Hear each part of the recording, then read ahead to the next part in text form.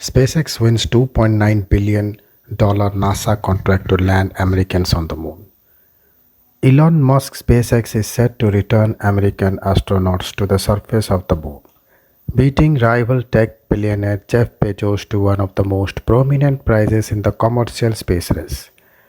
NASA on Friday named SpaceX as the sole contractor to build its next lunar lander and carry out single demonstration visit to the moon, potentially as soon as 2024.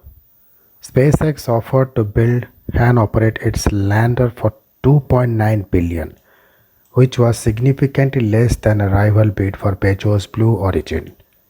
According to a NASA document obtained by the Washington Post, a third company, Dynetics, had submitted a bid that was higher still.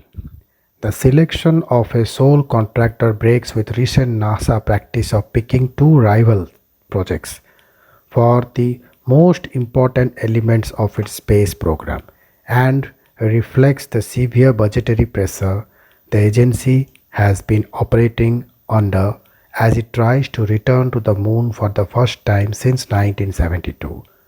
We awarded the contract to SpaceX given what we believe are realistic budgets in future years.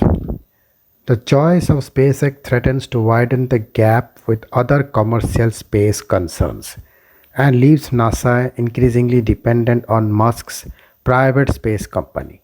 Besides pioneering a new era of fixed cost commercial space program for NASA, SpaceX was the first to carry cargo to the International Space Station and last year brought humans spaceflight back to US soil for the first time since 2011 when it took NASA astronauts to the ISS. NASA officials said they were launching a review into how they can maintain competitiveness in the development of human landers, including a round of consultations with the rest of the commercial space industry. The discussions were designed to lead to a sustainable series of visits to the moon, following in the wake of the single SpaceX demonstration landing, they said. Bezos had sought to align himself with some of the traditional powers of the US space industry, fronting a project to build a lunar lander alongside Lockheed Martin, Northrop Grumman, and Draper.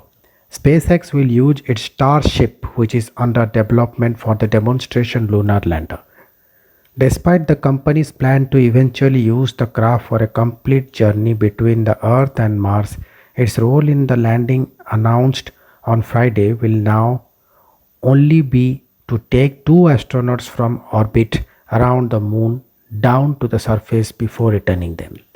The mission is part of NASA's Artemis program, which will use the giant SLS rocket being developed by Boeing along with Orion spacecraft from Lockheed Martin to fly astronauts to and from getaway in lunar orbit.